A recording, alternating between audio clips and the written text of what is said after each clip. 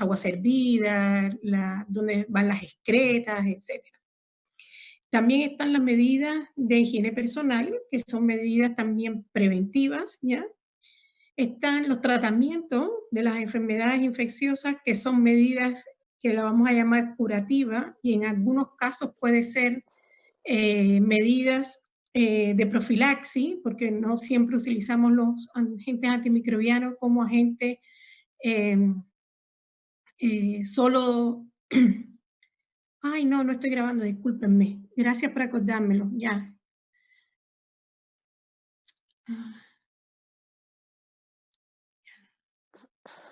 Uy, discúlpenme, no la grabé. Gracias por acordármelo, ya. Bueno, de todos modos, estábamos recién empezando la clase, estábamos hablando de las medidas de control de las enfermedades infecciosas, ¿ya? Estas son medidas que nos van a permitir de alguna manera destruir, disminuir o de alguna manera inhibir el crecimiento de los agentes infecciosos. Hay varias medidas de control, ya les había dicho, las medidas de control de saneamiento ambiental general, ¿ya? Que existan los alcantarillados, que haya disposición para la basura, para las excretas, etcétera. Las medidas de higiene personal de cada individuo. El otro es el tratamiento de las enfermedades infecciosas, que ese tratamiento es un tratamiento que puede ser curativo, o lo que les estaba comentando, o también puede ser un tratamiento profiláctico. Este tratamiento profiláctico lo vamos a ver en muchas enfermedades infecciosas, que se usa el agente antimicrobiano como método de profilaxis de la enfermedad cuando uno se va a exponer o cuando uno ya ha sido expuesto a un agente o está expuesto a un portador cercano, y como medida profiláctica se aplica el tratamiento antimicrobiano. Eso lo vamos a ver también en meningitis, que se usa bastante el tratamiento como profilaxis. Y lo que nos toca en la clase de hoy, que es el proceso ya de inmunización, ¿ya? La inmunización es un proceso preventivo, ¿ya? Y en este caso, por ejemplo, se pueden usar varias vacunas, que es lo que vamos a ver en la clase de hoy, pero también hay veces que no solo se utilizan vacunas, sino que se utilizan, por ejemplo, gamma-globulina, y ya aquí no es preventivo, y aquí es más bien curativo el uso de un proceso de inmunización en el caso de que uno use este grupo de mecanismo para curar una enfermedad. Y bueno, yo aquí hay muchos ejemplos de esta de inmunización que se usa para terapia, por ejemplo, la antitoxina tetánica, la antitoxina distérica, que lo vamos a ir viendo todo a lo largo de la clase. Bueno.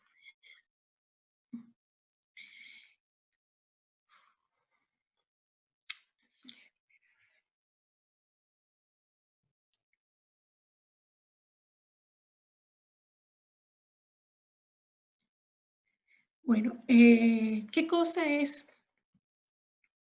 la inmunización? ¿Ya? La inmunización es la acción de conferir inmunidad mediante la administración de un antígeno, ¿ya? Si administramos el antígeno, es un mecanismo de inmunidad, un mecanismo de inmunización activa, o también lo podemos hacer mediante la administración de anticuerpos, que es un mecanismo de inmunización pasiva. Lo están viendo ahí en el recuadro que les tengo al lado.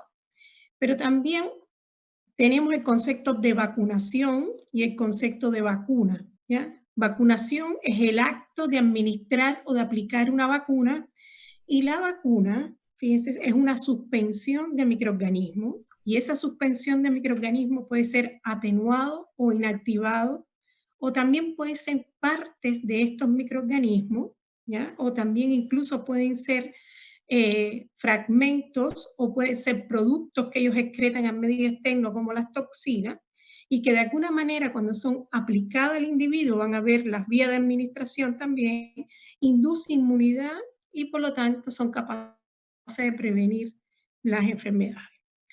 Como vemos en la figura que está al lado, ¿ya? La inmunidad se puede dividir en inmunidad innata o inmunidad adquirida. La inmunidad innata, o la inmunidad inespecífica, en este caso, ¿ya? Es el sistema de defensa con el cual ustedes nacen, ¿ya? Es el que los protege frente a los diferentes antígenos, y son todas aquellas barreras que de alguna manera impiden que estos agentes extraños entren en el organismo. En general son la primera línea de defensa que tiene el organismo contra los agentes externos. O también, como les dije, esta inmunidad puede ser adquirida, que es adquirida es la inmunidad específica. Yo no sé si ustedes ven el cartel de cuando sale ya. Puede ser también una inmunidad específica o una inmunidad adaptativa, ¿ya? Y esta tiene, generalmente se divide en dos, ¿ya? Inmunidad activa, ¿ya? O inmunidad pasiva. La inmunidad activa es cuando hay exposición a un agente y se desarrolla una respuesta inmune, ¿ya?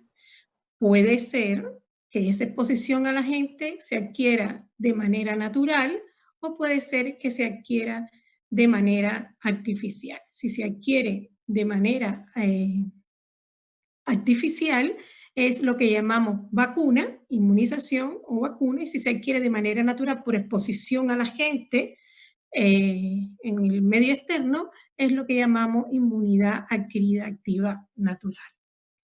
La inmunidad adquirida pasiva, ¿ya? Es cuando se administran los anticuerpos previamente elaborados. Puede ser, por ejemplo, a través de la leche materna, ¿ya? Que pasan los anticuerpos al recién nacido, o a través de la placenta que pasan algunos anticuerpos al feto.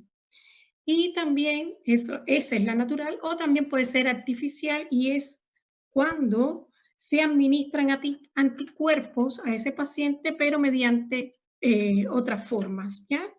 Por ejemplo, cuando a un sujeto se le administra directamente anticuerpos específicos para que un patógeno determinado, por ejemplo, y estos de alguna manera puedan producir una inmunidad rápida, puede ser incluso hasta en pocas horas, pero su efecto aquí va a ser a lo mejor de poca duración, va a durar solamente meses, y eso es una diferencia con la inmunidad artificial activa, ¿ya?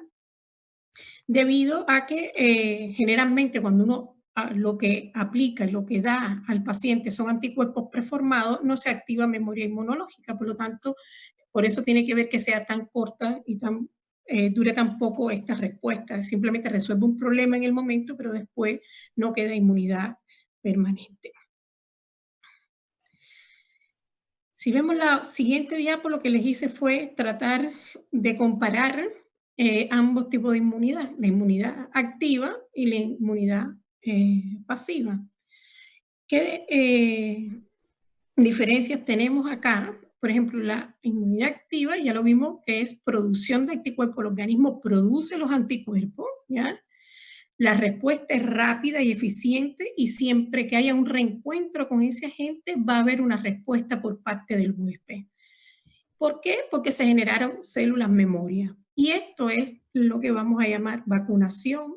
Se logra a través de la vacunación o se logra a través de la exposición natural al agente infeccioso. Y la inmunidad pasiva es la transferencia, fíjense que no es producción de anticuerpos, es transferencia de anticuerpos. Estos anticuerpos son anticuerpos purificados a partir de un suero que puede venir... ¿Aló? ¿Aló?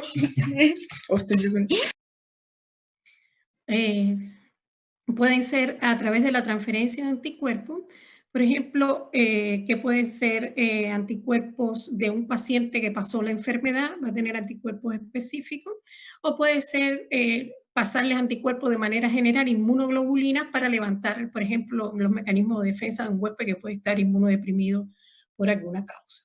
Como les dije, la protección aquí es temporaria, y aquí generalmente lo que se usa son las inmunoglobulinas, ¿ya? Fíjense que la inmunidad activa es la vacunación y la inmunidad activa son las inmunoglobulinas.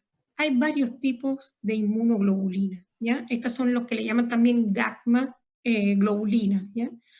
¿Qué son? Son soluciones estériles que contienen anticuerpos, ¿ya? Que se obtienen del plasma humano de un grupo de donantes Pueden ser específicas cuando tienen anticuerpos específicos y puede ser que también no sean no específicas cuando se obtienen de manera general para tener un grupo determinado de anticuerpos, pero no específico para un agente. Fíjense que esto, inmunoglobulina, son productos que se elaboran, ¿ya? Son soluciones estériles que contienen única y exclusivamente este grupo de anticuerpos, si va a ser específica o si va a ser en específica este conjunto de inmunoglobulina.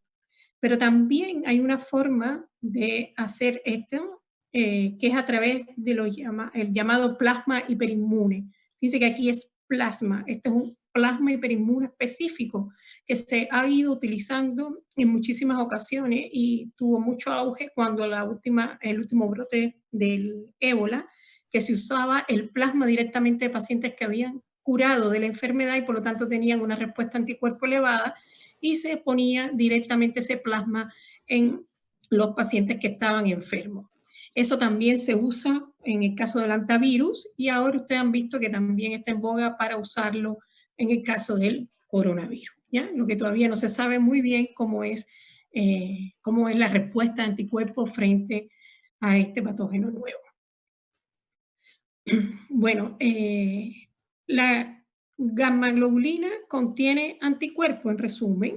La gamma-globulina específica contiene anticuerpos que son específicos y el plasma es específico también, pero no es un producto purificado, no es un anticuerpo purificado, sino que es el plasma del paciente, ¿ya? Por lo tanto, tenemos 3 tipos de inmunoglobulina. Ahora, ¿cuáles son los requerimientos necesarios para una vacuna exitosa? ¿Ya? Tenemos que sea segura, que sea inocua, eso es lo que quiere decir que sea segura, generalmente todas las vacunas que están disponibles hoy en día cumplen estos requisitos. Que sea estable, esto es importante porque las vacunas se trasladan, ¿ya? Y se necesitan una cadena de distribución y muchas veces estar almacenadas durante un periodo de tiempo. Por lo tanto, la estabilidad de estos productos es un punto importante a tener en cuenta a la hora de que una vacuna sea exitosa o no para poner en un programa ampliado de inmunización o para poner en un mercado. Que sea económica, evidentemente, y esto sobre todo para que los países la puedan implementar como medida, como vacuna gratuita y por lo tanto ampliar el programa de inmunización a nivel nacional. Con una alta tasa de respuesta, eso es lo que generalmente se busca, que tenga una protección duradera, con un bajo número de inmunizaciones, que se necesiten pocas dosis, ¿ya? Eso es una cosa también que no siempre se logra, pero al menos durante la infancia y después no tener que estar poniendo más vacunas a lo largo de la vida. Hay muchas vacunas que hoy en día se sabe que hay que poner reactivaciones después cuando se es adulto. Y bueno, lo más importante es que sirva para prevenir la enfermedad y para prevenir la transmisión. Prevenir la enfermedad y prevenir la transmisión a través de vacunas nos lleva a otro concepto importante que es la inmunidad colectiva. O sea, vacunando al mayor número de personas posible, es posible igual lograr una inmunidad colectiva, aunque no todos los individuos pertenecientes a esa comunidad estén vacunados. ¿Qué cosa entonces sería esta inmunidad colectiva? Es lo que llaman inmunidad de rebaño o protección de rebaño, lo pueden haber oído también en esos términos. Es la protección de una determinada población frente a una infección debido a la presencia de un elevado número o un porcentaje importante de individuos que ya son inmunes a esa enfermedad porque han sido vacunados previamente.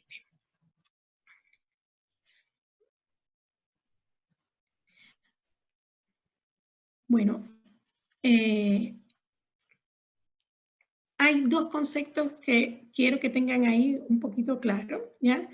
Que hay 2 formas de alcanzar esta protección o esta inmunidad colectiva o esta inmunidad de rebaño.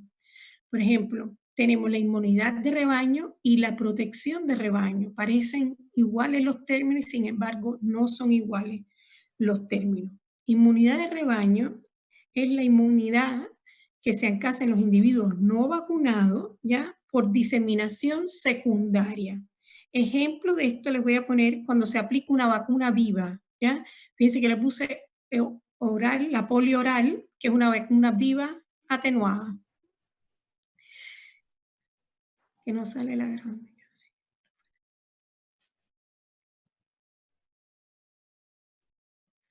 Bueno, lo de la inmunoglobulina, les dije que habían 3 tipos de inmunoglobulina. Estoy contestando las preguntas que me están haciendo en el chat, ¿ya?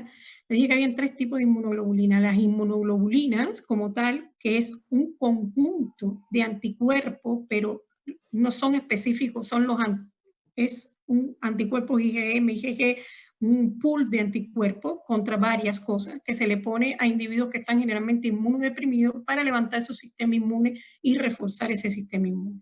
Después están las inmunoglobulinas específicas, que son las inmunoglobulinas que se preparan específicamente con anticuerpos de un agente, ¿ya? Y después tenemos el plasma. Fíjense que lo que yo llamo inmunoglobulinas se preparan a nivel de laboratorio, son anticuerpos que están purificados, ¿ya? Un pool de anticuerpos en el caso de las inmunoglobulinas completas, las específicas, solo las inmunoglobulinas que responden frente a un tipo de patógeno, y el plasma no está purificado, es el plasma que se obtiene directamente de un paciente que tuvo la enfermedad previamente y por lo tanto se supone que tiene un alto número de anticuerpos y eso se usa para inocular a otros pacientes y combatir en ese momento la enfermedad que tiene el paciente. Y ahí les puse el caso del antivirus, les puse el caso del ébola y les expliqué que en estos 2 casos se había usado como tratamiento. En el caso del ébola fue donde más éxito tuvo. Profe, no entendí bien lo de inmunidad colectiva. ¿Podía explicarlo nuevamente? Bueno, estamos en esa diapo. Vamos a ir explicando lo que es la inmunidad colectiva. Es la inmunidad que se alcanza porque el resto, hay un grupo importante de la población que está vacunada. Entonces, aunque hayan pocos individuos que no están vacunados, ustedes van a ver por qué también se alcanza una inmunidad que es colectiva y eso es lo que está explicando en esta diapo que está ahora.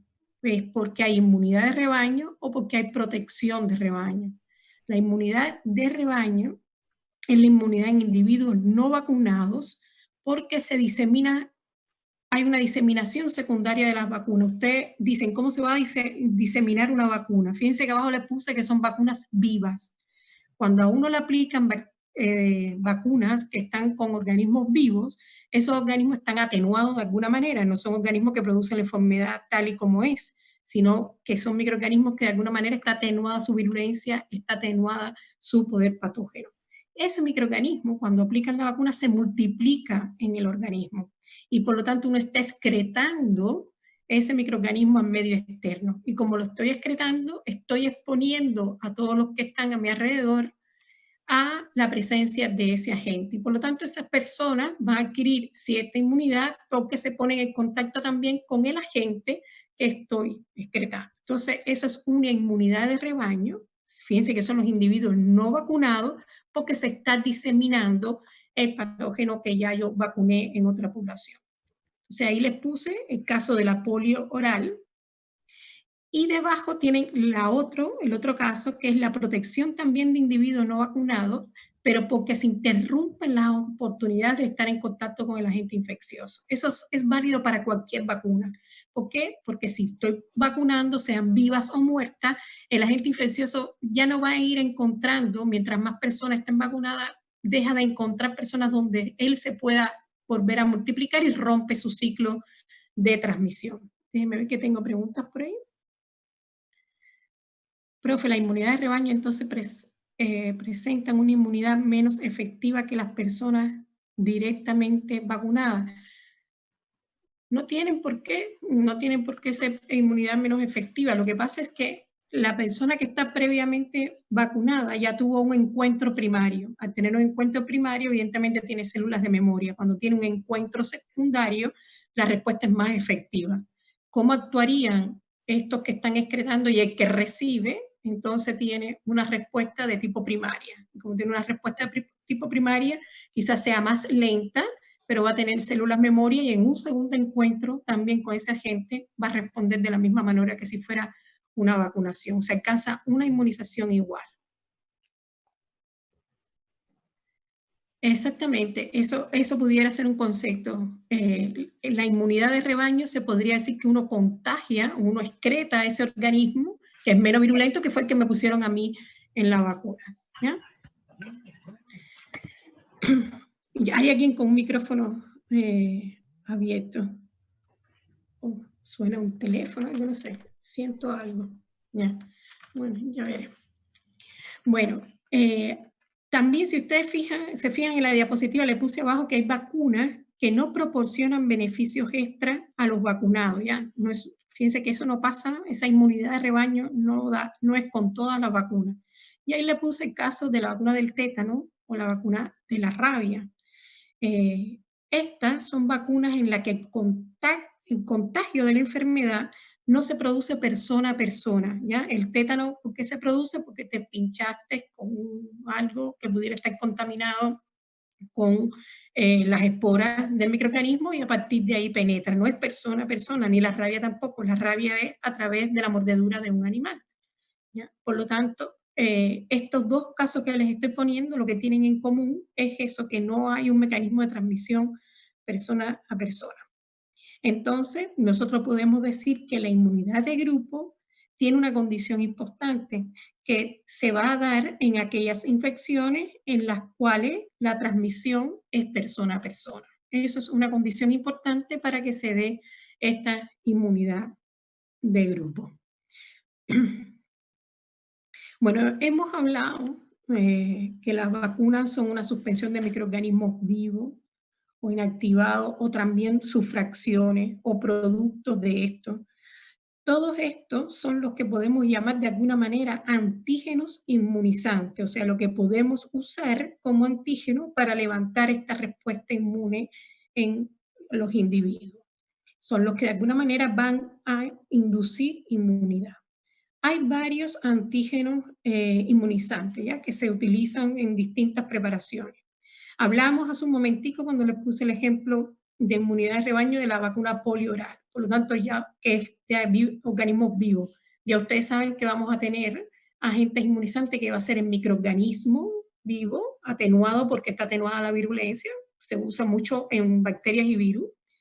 Puede ser microorganismos inactivados o muertos, puede ser que ese microorganismo tengamos la célula completa, pero está muerta, no se multiplica, sino que guardamos toda la estructura para que se genere una respuesta, pero no es capaz de multiplicarse en el organismo. O también pueden ser partes de esto. El ejemplo que les puse abajo son las toxinas bacterianas, que son elementos que ellas excretan toxinas, las excretan al medio externo, son exotoxinas, no son endotoxinas, ¿ya? Y se pueden convertir en toxoides, o sea que son esas mismas toxinas que se le baja su poder patógeno y por lo tanto, como son proteínas, levantan muy buenas respuestas inmunes. También puede ser otras partes de virus, otras partes de bacterias, y vamos a ver muchos ejemplos de cada uno de estos tipos de vacunas. También pueden ser antígenos, por ejemplo, polisacáridos capsulares, de las bacterias que producen cápsulas, que ellos de por sí, estos tipos de antígenos, que son los polisacáridos, son unidades repetitivas muy grandes, no levantan una buena respuesta inmune, pero si uno lo conjuga, lo une a proteínas, por ejemplo, sí levantaría una respuesta inmune eficiente. Y hay otros también que son los métodos y todas aquellas vacunas también que se utiliza ingeniería genética, por ejemplo, para hacer este grupo de vacunas, que hasta ahora nada más que hay dos en el mercado, la hepatitis B y la de el papiloma. Son las únicas dos vacunas que se hacen hoy en día por método de ingeniería genética. Bueno, si ustedes miran, todos estos antígenos que están acá tienen la capacidad de alguna manera, levantar una respuesta inmune defensiva, ¿ya? Pero no todos lo hacen de una manera eficiente. Hay antígenos que van a levantar una respuesta inmune tipo T independiente, que esa es la mayoría, pero hay otros que levantan una respuesta inmune de tipo T dependiente. Timo dependiente quiere decir el T dependiente. Bueno, si miramos acá, vamos a explicar un poquito esto de T dependiente y T dependiente. Ustedes saben, lo tienen que saber de inmunología, en fisiología me imagino, que los linfocitos B pueden ser activados por antígeno timo dependiente, ¿ya? Acá, o timo independiente, ¿ya? Cualquiera de los dos grupos de antígeno pueden activar los linfocitos B. La respuesta timo dependiente, esta respuesta que tenemos aquí abajo, requiere además para activar este linfocito B de la cooperación de los linfocitos TSD4 activados, ¿ya? Los que liberarán citoquinas que van a inducir la proliferación entonces y diferenciación de los linfocitos B y la secreción de anticuerpos y células de memoria, ¿ya? Esto es una respuesta muy eficiente donde, como ustedes ven, genera sobre todo esta respuesta a memoria y esto es la base hoy en día prácticamente de todo lo que es el proceso de vacunación. Los antígenos T independientes que tienen aquí arriba son capaces de estimular a los linfocitos B sin ayuda, no intermedian los linfocitos T, activan directamente a este linfocito, generando entonces antígenos, generando también una respuesta inmune y si ustedes miran también genera aquí la formación de anticuerpos. Bueno, estos grupos de antígenos, los que levantan este tipo de respuestas, generalmente son, como ya les dije, compuestos de polisacáridos, como las cápsulas de las bacterias, y en ese caso, el ejemplo que está puesto ahí, está unido el antígeno B a un polisacárido capsular. Como ven, los antígenos entonces T dependientes en su mayoría son proteínas. En este caso, fíjense que es esto que está acá, lo que está en moradito, es una proteína y se unió, por ejemplo, a un polisacárido. Pero generalmente esta respuesta la generan los antígenos proteicos, ¿ya? Entonces, ¿qué pasó acá? Que como esta respuesta es tan ineficiente, lo que se hace en las vacunas es tratar de conjugar este polisacárido con una proteína y ya genera entonces este tipo de respuesta hacia ambos compuestos, tanto al proteico como al polisacárido. Si hay vacunas que hay que volver a ponerla varios años. Es que la memoria se va perdiendo con los años. Incluso la mayoría de las vacunas ya hoy en día se plantea que hay que en algún momento de la vida hacer reactivación. Hay muchas vacunas que hoy en día se sabe, por ejemplo, la difteria y el tétano, que cada 10 años. El tétano es cada 10 años. Lo que pasa es que generalmente si te pinchas, te lo reactivan si hace menos de 10 años, si hace más de 10 años que te lo pusiste. Pero en realidad a los 10 años ya se pierde la inmunidad. Y todos los problemas de estas enfermedades que están surgiendo nuevamente, reemergiendo, por ejemplo, como el brote de sarampión, eso es debido a que, bueno, unas porque se han dejado de vacunar, pero otras, por ejemplo, con el sarampión no es el ejemplo mejor, pero por ejemplo, el coqueluche y la rubiola, sí es porque las vacunas se ha visto que con el paso del tiempo van perdiendo su capacidad inmunogénica, ¿ya? Pero sí hay que volver a vacunar. ¿Qué pasa en caso de la célula memoria? Y es porque se mueren los linfocitos. Los linfocitos se mueren después que presentan los antígenos, lo único que se queda son las células memoria, ¿ya? ¿Cuál de los dos es el mecanismo más eficiente? El mecanismo T dependiente. Ese es más eficiente porque levanta respuesta, levanta la producción de inmunoglobulina, fundamentalmente de tipo IgG, pero levanta las células memoria. Y esas células memoria son las que hacen que cuando tengas un segundo encuentro, tu respuesta sea mucho más rápida. Si esto ocurre por primera vez, se demora semanas en que se instaure toda la respuesta. Pero si ocurre ya en un segundo encuentro, ¿ya? Entonces, esas células memoria se activan mucho más rápido y en días tienes la respuesta. Entonces, por eso este segundo esquema, los T dependientes, es mucho más eficiente que los T independientes.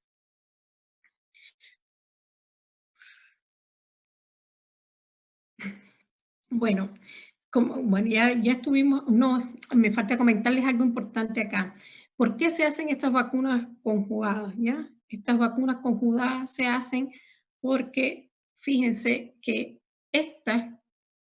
los T independientes son moléculas de alto peso molecular, como les dije, los polisacáridos inducen directamente en la respuesta a partir de los linfocitos B y generalmente son inmunógenos débiles y sobre todo en niños menores de 2 años. A partir de los 2 años es que el sistema inmune empieza a ser más eficiente. Entonces, si tú además de eso tratas de generar una respuesta usando este mecanismo, generalmente los niños menores de 2 años no van a responder con la eficiencia requerida para los antígenos T independientes. Entonces, las vacunas se fabrican generalmente usando esta unión del polisacárido, que es importante porque es la cápsula de la bacteria, con una proteína de forma tal que se levante respuesta, y esta respuesta sí es una respuesta que la pueden usar, la pueden dar los niños menores de 2 años hasta generalmente 18 meses. Entonces hay vacunas que se aplican,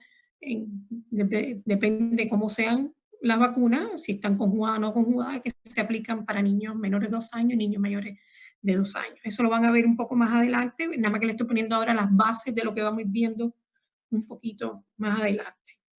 Ahora bien, ya les dije, la forma de incrementar esa inmunogenicidad en los antígenos T independientes es uniéndolas a proteínas. ¿Ya? Uno los transforma en antígeno T dependiente. Ese polisacárido que era poco inmunógeno, lo uno a una proteína que es altamente inmunógena y hago una conjugación de ambos y lo convierto a antígeno T independiente, que era este polisacárido, lo convierto en un antígeno T dependiente. ¿Qué ventajas tiene eso? Bueno, que ya me va a inducir una respuesta eficiente, que la respuesta T dependiente. Tengo mejor protección a largo plazo porque se activan las células de memoria. Y bueno, en un ejemplo clásico, previene la colonización nasofaringea porque también activa inmunoglobulina de mucosa, inmunoglobulina A. Y hay muchas acá, muchos ejemplos de vacunas. Le puse la neumocóxica, la meningocóxica y el hemófilos influenza tipo B. Los 3 patógenos son patógenos que tienen cápsula y la cápsula es inmunógena, y como la cápsula es inmunógena, se necesita que la respuesta sea frente al antígeno capsular. Bueno, esto es un concepto que tienen que tener claro, y son las vacunas conjugadas. Fíjense que estas 3 vacunas son vacunas importantes que están en el programa ampliado de inmunización, y sin embargo son vacunas que se conjugan con otras proteínas. ¿Con qué se conjugan? Generalmente se conjugan con los toxoides. Los toxoides, la toxina tetánica, la toxina distérica, se usa para conjugar estas polisacáridos, y las vacunas, ustedes van a ver un poquito más adelante cómo las vacunas van a ser generalmente está el toxoide distérico, el toxoide tetánico y el resto de los componentes. Bueno,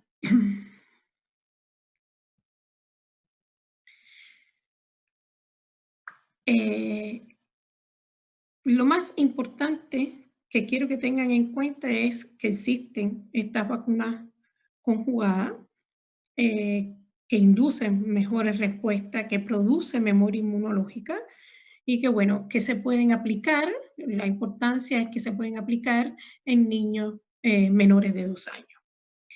En la diapo anterior, ahora, la que acabamos de pasar, yo les estuve hablando de las ventajas de esas vacunas conjugadas. Y una de ellas es que aumentaba el tiempo. Por ejemplo, una de estas era que, por ejemplo,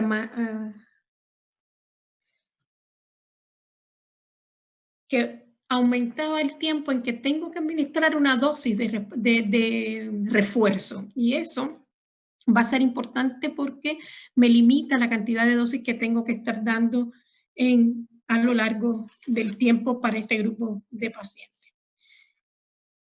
Entonces, fíjense que ya aquí, incluso lo he hablado antes, les hablé de respuesta primaria y de respuesta secundaria. Y si ustedes miran la parte de abajo del gráfico, dice primera dosis y después dice segunda dosis. Esto puede ser la primera dosis de la vacuna o la segunda dosis de la vacuna, pero pudiera ser el primer encuentro con el agente patógeno y el segundo encuentro con el agente patógeno de una manera natural. Fíjense las diferencias importantes que hay en esta curva. En la primera parte, en la respuesta primaria, frente a la primera exposición de este individuo al antígeno vacunal o al antígeno, se genera una respuesta, fíjense, este que dice total, de inmunoglobulina, una respuesta de anticuerpo que va a ser mucho menor que la cantidad de anticuerpos que se generan en la respuesta secundaria. Si ustedes miran también con respecto a la cantidad de anticuerpos que se forman, si ustedes miran, hay mucha mayor cantidad de inmunoglobulina M y esto ocurre primero y después tardíamente ocurre que se levanta la respuesta de inmunoglobulina G. Esta respuesta de inmunoglobulina tipo M es máxima entre los 5 o 14 días posterior a que se ponga en contacto con el agente infeccioso. Y después, posteriormente, la respuesta IgG puede durar entre 2 y 8 semanas posterior a la primera exposición. Y si comparamos el tiempo con la segunda, por ejemplo, aquí esto ocurre en días. Después, cuando viene la segunda exposición, esa misma respuesta tipo IgG, pero mucho mayor de IgG, ocurre en un tiempo mucho menor que la que ocurre la primera respuesta. Esto generalmente no es más de 3 a 5 días en que está ocurriendo, fíjense, la segunda dosis, miren qué rápido empieza la respuesta y aquí evidentemente está bien desfasado desde que aparece la primera dosis que aparece la primera respuesta de anticuerpo o de inmunoglobulina. Bueno, si vemos esto, bueno, esta segunda respuesta, como les puse, es más rápida, intensa y duradera, ¿ya?, que esta primera respuesta. Y si lo vemos, qué es lo que está pasando a nivel del sistema inmune, que es el gráfico que está debajo, vemos que la respuesta primaria requiere de expansión clonal, por lo que da origen a estas llamadas células efectoras, ¿ya?, y a las células de memoria, ¿ya? El linfocito que está estimulado por el antígeno se forma, bueno, a partir de un clon que está estimulado y estas células se van a ir multiplicando 2 a 4 veces durante 24 horas, durante 3 o 5 días que está durando el proceso. Al desaparecer el antígeno, las células efectoras van a morir, ¿ya? Y quedan las células de memoria. Las células efectoras derivadas del linfocito activado secretan anticuerpos, fíjense, generalmente de tipo IgM. Y más tarde se puede iniciar entonces una producción de anticuerpos de tipo IgG. Incluso también pudieran ser otro tipo de anticuerpos, IgE, en el caso de que el antígeno sea un agente, por ejemplo, el polen o un componente que desencadene alergia, o inmunoglobulina A, que es la inmunoglobulina de mucosa, ¿ya? Y después, fíjense que estas células memoria son las que se activan cuando se aplica o está el segundo encuentro con el mismo agente. Se activan estas células memoria, una expansión clonal mucho mayor, con mayor respuesta de inmunoglobulina tipo IgG, y las células que se activaron van a dar, como acá, ¿ya?, unas respuestas de tipo IgM. Entonces, lo más importante acá es que ustedes logren diferenciar que existe una respuesta primaria, una respuesta secundaria. En la respuesta primaria el total de inmunoglobulina es menor, en la respuesta secundaria es mayor, es mucho más rápido, con predominio de IgG. Hay una pregunta en el chat, voy a ver qué. Sí, sí. Bueno, una cosa importante también que quiero que vean acá en esta gráfica, porque después también se acuerdan cuando vimos la detección, el título de anticuerpo. Fíjense lo importante acá, uno lo que va a buscar cuando estoy midiendo el título de anticuerpo es esta respuesta que está acá, ¿ya? Entonces, o esta, depende si voy a buscar si la población está vacunada, depende de eso, pero lo que voy a buscar es no solo decir que aquí hay anticuerpos, lo importante para nosotros es saber qué tipo de anticuerpo es que está presente. Un predominio de anticuerpos de inmunoglobulinas tipo IgM, ¿ya? Eso nos dice que estamos frente a una infección aguda y que se está produciendo esta primera respuesta. Pero un predominio de IgG, entonces nos va a decir que ya está en la fase tardía, en la fase convaleciente. Y si ese predominio de IgG es mucho mayor que el promedio de la población, evidentemente nos va a decir que esos anticuerpos que está presente fue de algo que ya pasó y en este caso sería un proceso de vacunación. Entonces las IgM van a representar infección presente, actual, y las IgG generalmente nos marcan infecciones pasadas.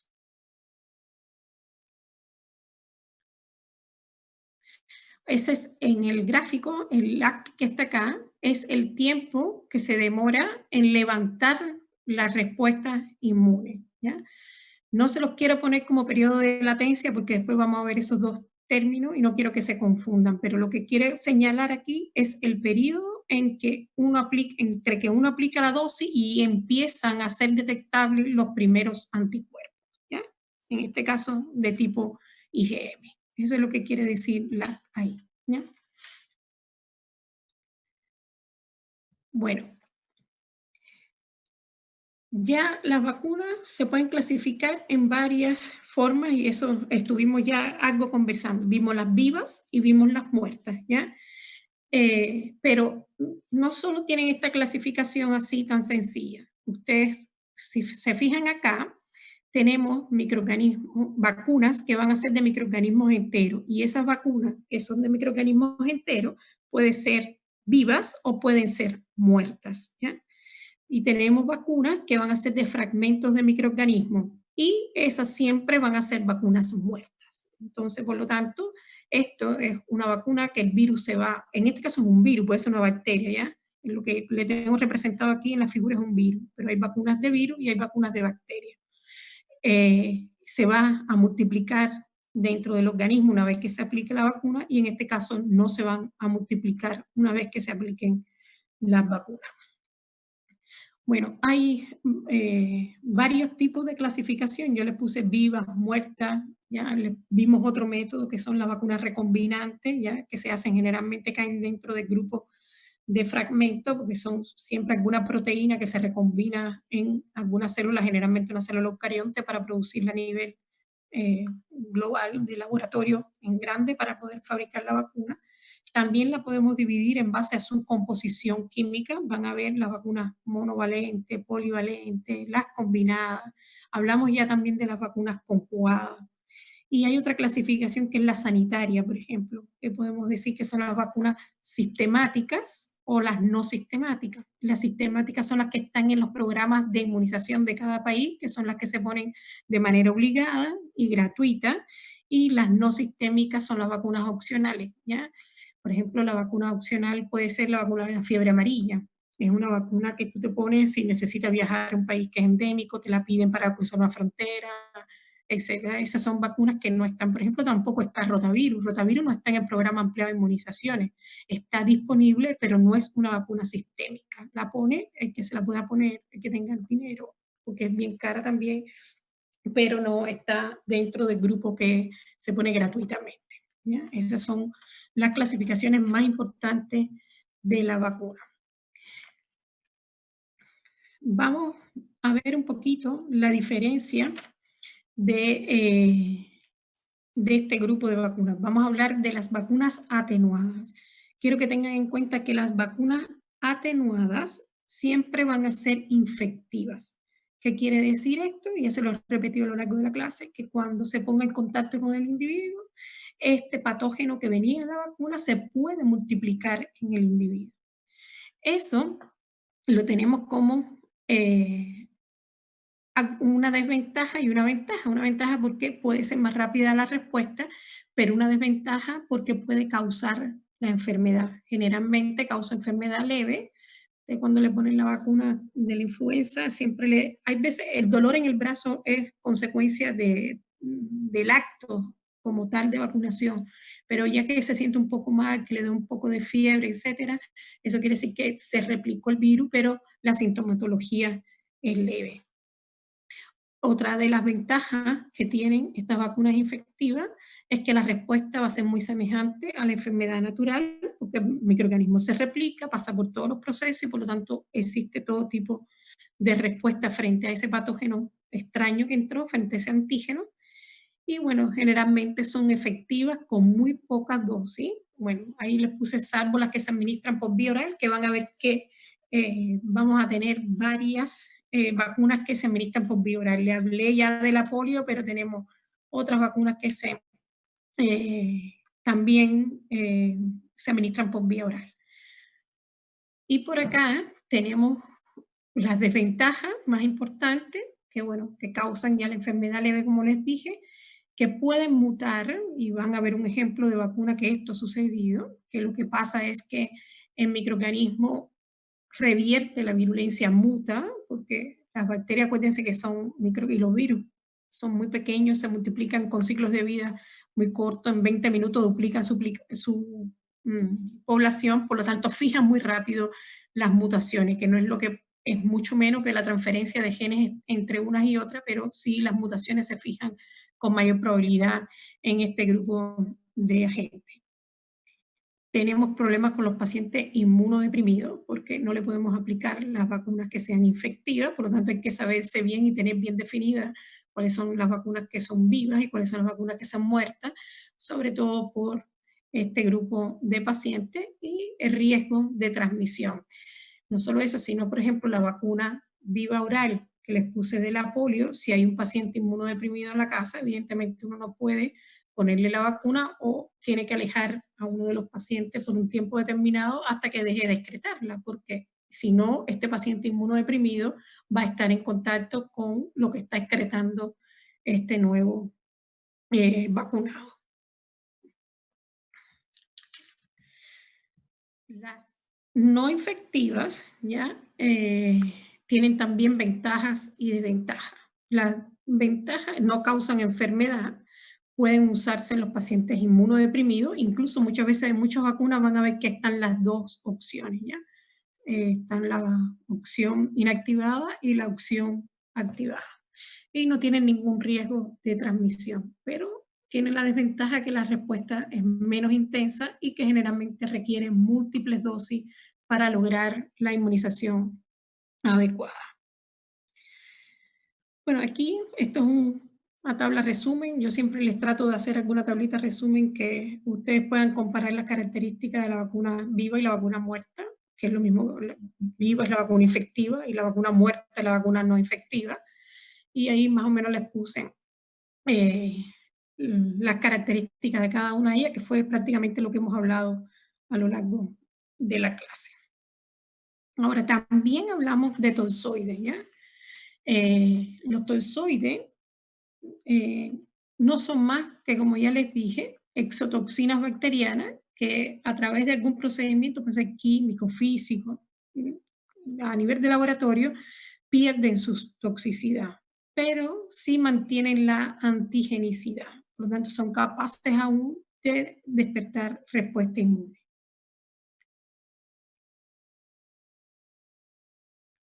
La inmunidad secretoria y la inmunidad de tipo IgA, eso lo tienen que haber visto. Esa es la inmunidad secretora, la que va hacia las mucosas. Esa es la secretora. ¿Y dónde está en el cuadro? Ah, sí, induce inmunidad secretora, sí. Eso de todos modos también lo vamos a ver cuando veamos la vacuna de la polio. Eso es, estuve hablando también en los cuadros que se producía no solo IgM, IgG, sino que también se producía IgA, en el caso de los microorganismos, porque la IgE ya les dije que era para los procesos alérgicos. Bueno, después tenemos las vacunas que también son hechas de subunidades de microorganismos, de alguna parte que funciona como antígeno, ¿ya? Se trata generalmente de algún, no vamos a hablar de polisacáridos, sino de algún, puede ser, por ejemplo, en el caso de el coqueluche, se usa un componente que es único y exclusivo, es la aglutinina filamentosa que está en la superficie de la pared, como una parte importante, como es antigénica, de la vacuna que mezcla varias partes independientes de este microorganismo. Porque también en el coqueluche van a ver que tenemos vacuna celular, célula completa, y tenemos la vacuna acelular que se hace con estos fragmentos independientemente cada uno.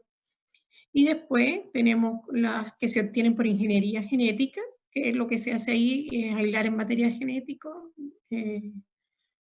del microorganismo que queremos hacer la vacuna, se unen a un vector, ese vector después se replica en una célula eucarionte y resulta ya en un recombinante inmunogénico que se excreta en medio externo y viene a partir de una célula que puede ser compatible con el humano.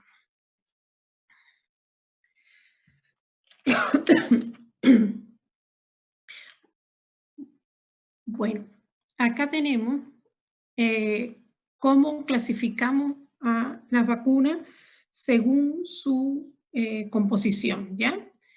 Según su composición la podemos dividir en monovalente, polivalente o vacunas combinadas de manera general. La monovalente, fíjense como dice ahí, está preparada con un solo serotipo o un solo serogrupo, pero del mismo microorganismo, ¿ya? Por ejemplo, la vacuna del papiloma duple, tiene los serotipos 16 y 18, que son los más importantes que producen cáncer cervicuterino, pero tenemos otra que tiene otro serotipo, tiene el 6, tiene el 9, tiene el 11, tiene el 16, tiene el 18, tiene el 16 y el 18, que son importantes productoras de cáncer, pero tiene el resto que producen las verrugas, ¿ya? Entonces, eso es un mismo microorganismo, distintos serotipos. Hay varias vacunas que se fabrican a partir de distintos serotipos de la misma vacuna. Ahí les puse, por ejemplo, el neumococo, ya, la meningocóxica, discúlpenme, la vacuna, la que les estaba diciendo que era la vacuna del papiloma, ¿ya? Ahora tenemos las otras que son las polivalentes, que se elaboran con varios serotipos o serogrupos de un mismo microorganismo. Es que me equivoqué, pensé que estaba diciendo, se los dije todo al revés. La monovalente, un solo serotipo, ¿ya? Haemophilus influenza tipo B, uno solo. Y las polivalentes era la que estábamos hablando recientemente, que son varios serotipos dentro del mismo grupo de microorganismos, el mismo patógeno. El neumococo, el meningococo y la antigripal.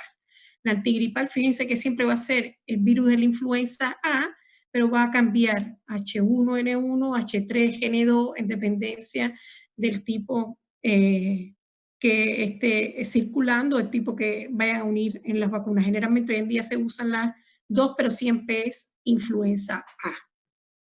Y después tenemos las vacunas combinadas, que es lo que más se usa hoy en día, que son las que tienen diferentes agentes infecciosos, ¿ya? Esta va a ser un mismo agente infeccioso con un solo serotipo, y esta va a ser el mismo agente infeccioso con distintos serotipos, y estas que son las combinadas, que son distintos agentes infecciosos.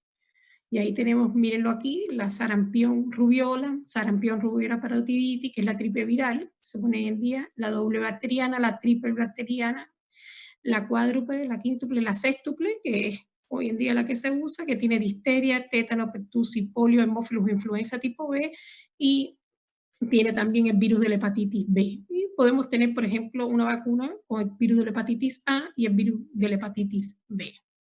¿Hay una pregunta? Serotipos son distintas cepas, sí. Sí.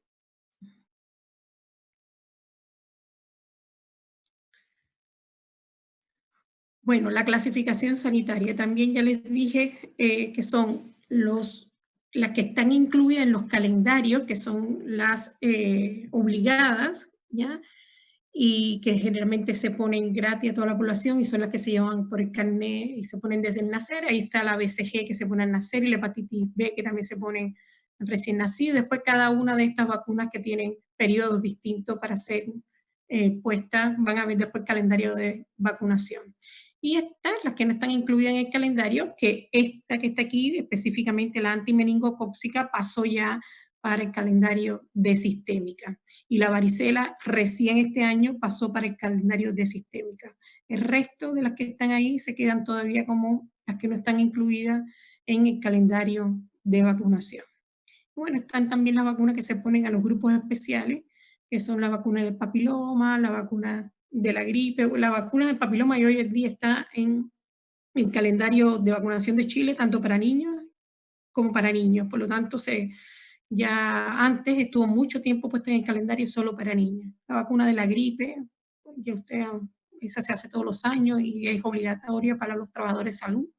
La fiebre amarilla que les hablé hace un momentico, bueno, la fiebre hemorrágica argentina para que vaya a ir a Argentina, la leptospirosis para los que trabajan con animales, etcétera. Hay distintos tipos de vacunas. Profesora, la vacuna del papiloma humano, ¿cuál tipo era? Sí, me tanto lío, por eso diciéndole el tipo, la vacuna del papiloma es una vacuna, la vacuna del papiloma la tenemos acá y caería dentro del grupo de las vacunas polivalentes, porque es varios tipos del mismo papiloma, ¿ya? Varios serotipos, ya sea el 16 y el 18, que es una vacuna bivalente, o sea la 4 valente, que tiene 4 serotipos, ¿ya? Para no confundirlos más. Bueno, ¿qué lleva una vacuna? Ya vimos los antígenos, que es de todo lo que hemos hablado durante este tiempo, que pueden ser vivos, muertos, fracciones, ¿ya? Un líquido en suspensión, agua, solución salina, los conservantes, ahí saben que ya el timerosal no se usa hoy en día. Algunas llevan también productos de huevo, ¿ya? Y otros llevan, por ejemplo, antibióticos, neomicina, depende cómo se fabrique, el sistema de fabricación de cada una de ellas va a determinar cuál va a ser el conservante o el estabilizador que se use en cada grupo de vacunas. Y otro importante es los ayudantes, ¿ya? Los ayudantes son sustancias que se unen al antígeno para aumentar la respuesta inmune y generalmente se usa fosfato o hidróxido de aluminio. Esto se usa porque lo que hace es retardar la absorción del antígeno, ¿ya? Y por lo tanto está más tiempo expuesto y evidentemente mientras más tiempo esté expuesto, mejor es la respuesta inmune. Después tenemos las formas las vías en que se pueden administrar. Hemos hablado de la vacuna orales, ¿ya? Y de estas vacunas orales, si no me equivoco, les comenté la de la polio, Sabin, también tenemos la de la fiebre tifoidea, tenemos la de rotavirus y la vacuna del cólera, ¿ya? Todas esas son vacunas que se administran por vía oral. Y después tenemos la vía parenteral, que bueno, que se administra de 3 formas distintas, la intradérmica, la subcutánea o la intramuscular, ¿ya? Esas son las formas de aplicar las vacunas y generalmente, bueno, las personas que aplican la vacuna saben, lo viene dicho muchas veces en los prospectos, cómo es que se debe poner cada una de las vacunas. Ahora bien,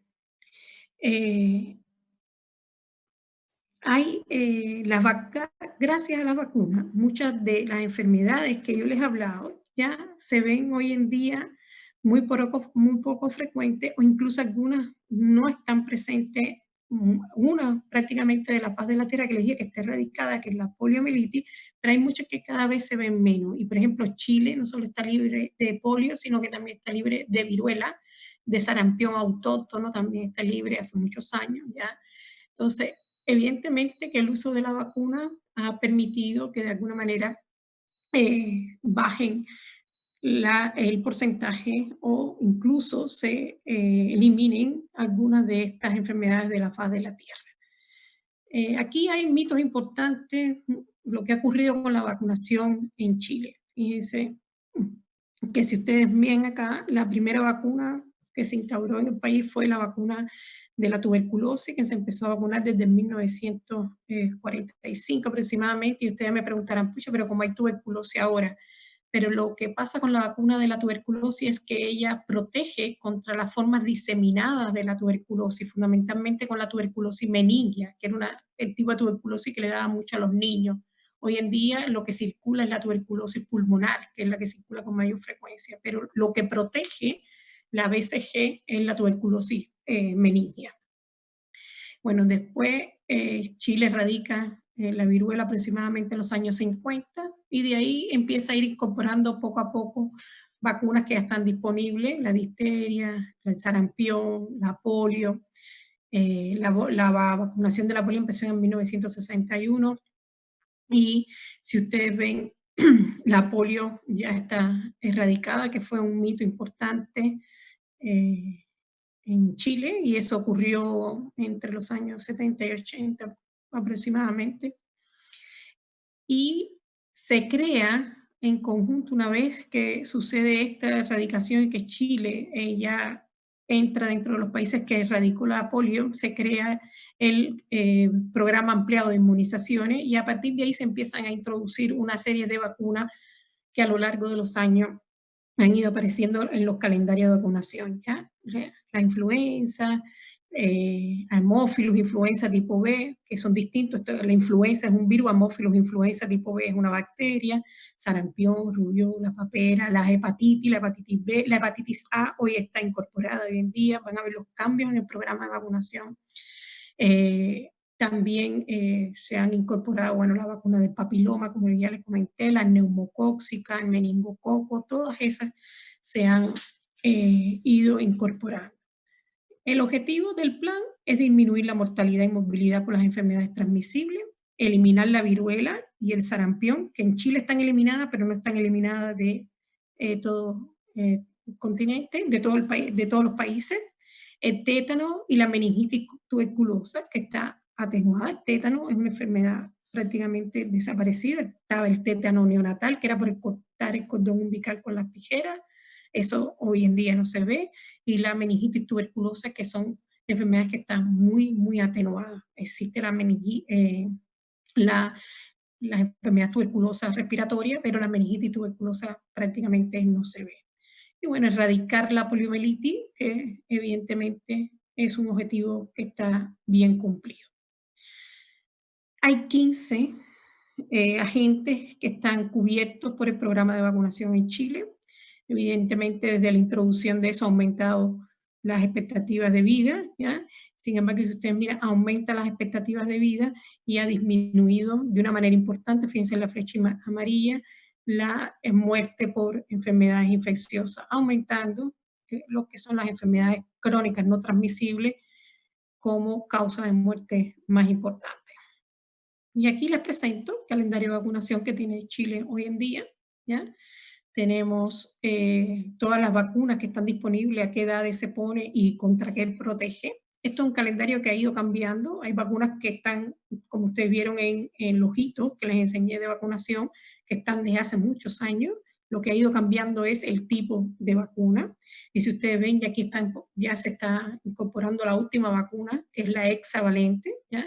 Fíjense, protege contra la hepatitis B, difteria, tétano, tos convulsiva, las enfermedades por Haemophilus influenza tipo B y la poliomielitis. Todo está en una sola vacuna, ¿ya? Aquí tienen otro hito importante, ya la introducción de la vacuna de la hepatitis A dentro del calendario vacunal para todos, obligados, ¿ya? Los niños a partir de los 18 meses. La vacuna de la varicela es algo nuevo de este año.